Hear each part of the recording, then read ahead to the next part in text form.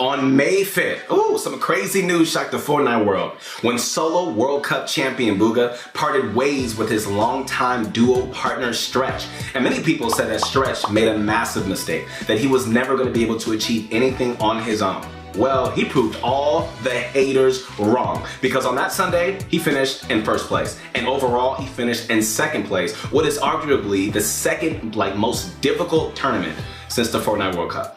What's going on, guys? Listen, I'm not your regular guy. No. I'm your motivation guy. That's right, your friend, the one and only Keith Allen. I know so many people have been struggling with depression, and I get it. But I want to let you know that there are brighter days ahead. I promise you. So keep going, get that smile back in your face, be positive, and spread that to everybody else. So in this video, really excited, we're gonna be covering one of Stretch's matches, and hey, never know. One day we can maybe be doing this on you. So keep it up, man. Don't quit. Make sure to drop a like and sub to the channel right now, guys, and leave a comment telling us who you want to see VOD reviewed. Also, if you're looking for more tips and tricks, ProGuides.com has exclusive videos, courses, and information from some of the world's top professionals. Plus, we do have coaching, a live analysis, and more just waiting. Also, our Pro Guides subreddit is growing really fast, and we love for you guys to join. It's a place that you can just ask questions about Fortnite, competitive gaming, or really anything Pro Guides related. So check out the links in the description. All right, guys. Listen, it's about that time, ladies and gentlemen around the world. It's time to scream this out. Listen, come on, Bunch of Crunch Army. It's time to rise. Say it with me. It's time to sit back. Come on, relax, and grab some of my favorite candy. What is that? It's that Bunch of Crunch. And let's get this going.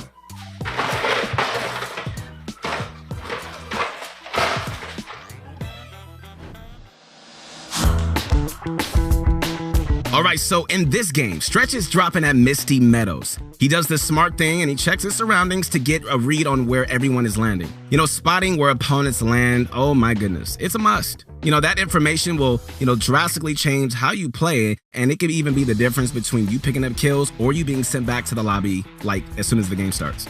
Anyways, since Stretch found 2 big shields and a shotty right off the bat, he's gonna play a bit aggressively here, to intercept that opponent he spotted landing right next to him. So getting full shields right away isn't super rare, but it's rare enough that, you could assume your opponent didn't find the same. It's called playing the loot differential. In this case, Ghoul actually does have full shields, but either way, Stretch pushes him.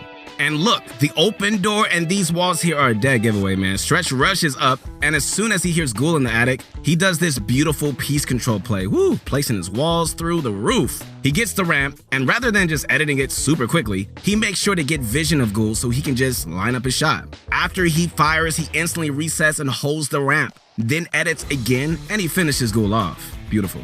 Alright, so Stretch absolutely mopped the floor with Ghoul here, using that clever piece control play, which just goes to show that knowing your drop spot inside and out, oh my goodness, it's vital. Not only does it help you get the upper hand loot-wise, but it also lets you exploit the terrain to your advantage.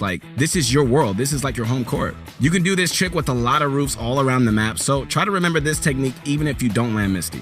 Alright, so moving on. As Stretch continues looting, he finds a blue tac shotty, which he immediately goes to upgrade. Always upgrade your blue weapons to purple when you can, as the stat increase it receives is massive. If you have multiple, I say prioritize your shotgun, but hey, you can do your AR if you feel like it. Either way, good loot wins you games. And upgrade benches are the best way to ensure you got some.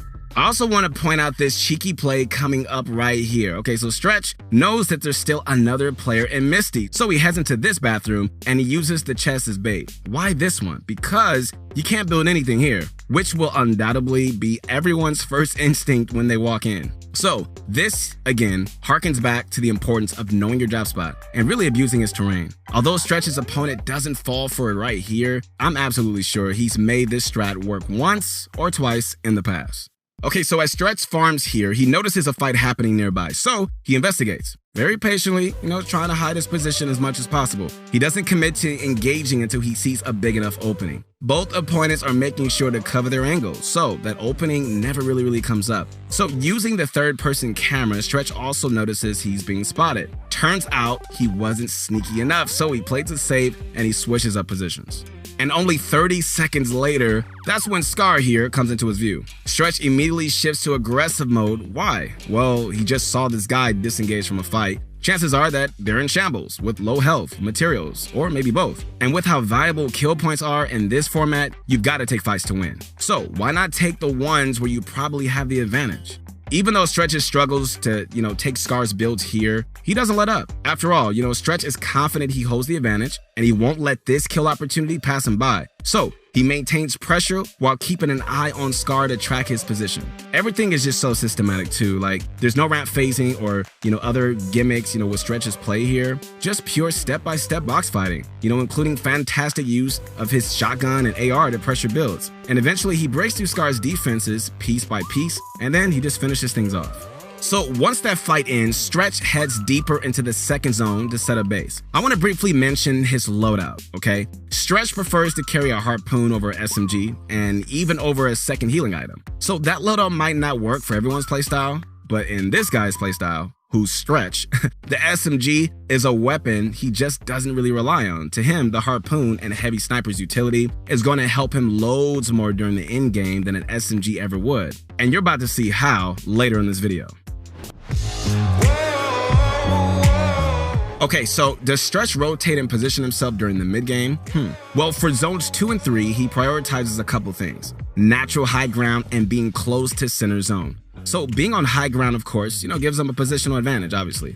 And being close to the center of the zone will minimize his time spent rotating. But for now, there's not much Stretch has to do, really. He just farms up mats and he just builds out a temporary base with hard materials. Not a small one by one, but something slightly substantial to keep him more concealed and just give him more room to work with in case he does get pushed. And yes, always use either brick or metal. When you're gonna camp in a base, with how easy it is for W key players to do, through wood, you're just making yourself a huge target. Eventually, zone number 3 arrives, right? Stretch wastes no time and he kicks his rotation into gear. Again, he's looking for a spot with elevation and a position near the center of the circle, and he's found it, just up this mountain a bit. There are a scary number of players nearby, so Stretch and pretty much everybody else uses wood walls every now and then to just block off angles, they see players at. But he's not gonna go much further here and just decides to box up.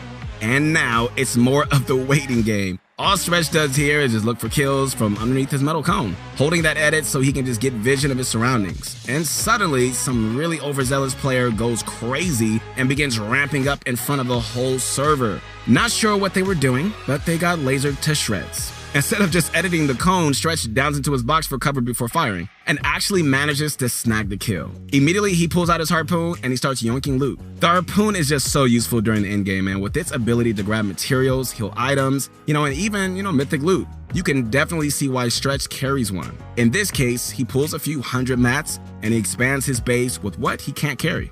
Positioning center zone ends up paying off when the next circle shows up. Okay, so Stretch barely has to rotate here. He scouts ahead first to make sure the coast is clear. And once he sees it, oh my goodness, he just runs straight in. And if you're wondering why he boxes up here, I mean like right here, you always box up, guys, at the edge for zone 4, unless you're already inside, in which case you stay where you are. But that way, you're taking a gamble that you're gonna get favored. Though once he's set up, Stretch looks for storm surge tags in an extremely defensive manner. He never has his wall edited for more than a couple of seconds, and never goes for more than 1 or 2 shots before closing. Okay, well, it makes sense, considering the number of players nearby. Also, on the topic of zone congestion, Stretch doesn't seem to care about being on the congested side of the zone. He's confident and he thrives off of chaos.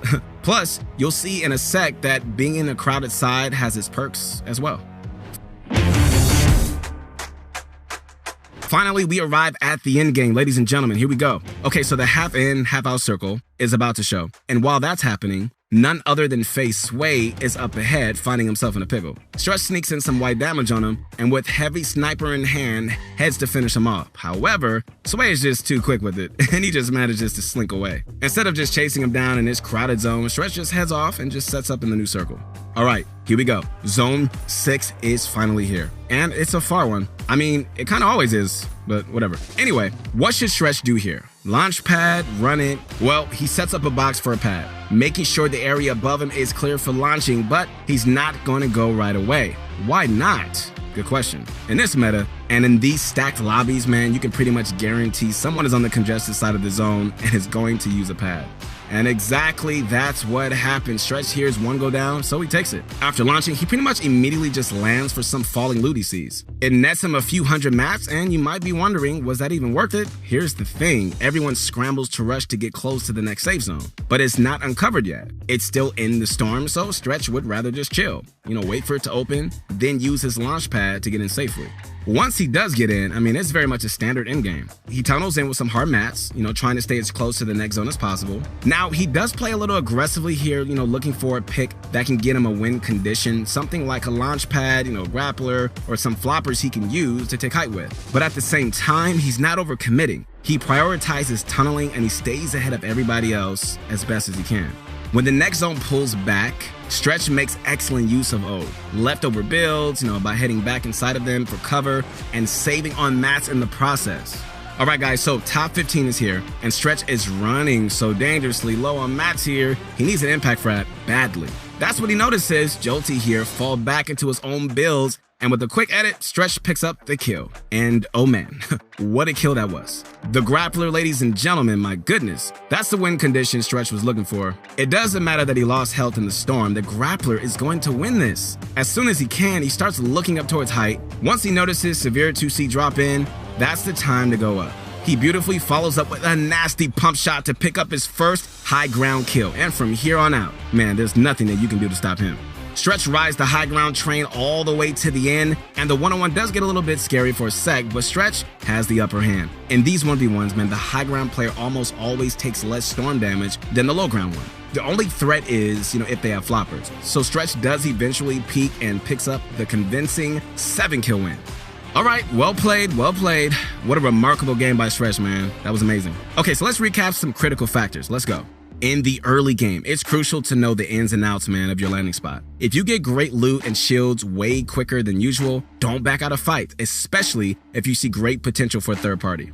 For zones 2 and 3, prioritize 2 key aspects of positioning, being on, some sort of natural high ground and being close to the center of the circle. And in the end game, wait to pad so you can just, potentially just recycle in enemies. Don't be afraid to land and pad for a second time on zone 6. And when you start running out of mats, look for an impact frag. Hopefully at the same time, you're gonna pick up an item that's gonna help you take height. Of course, there was a lot more where that came from.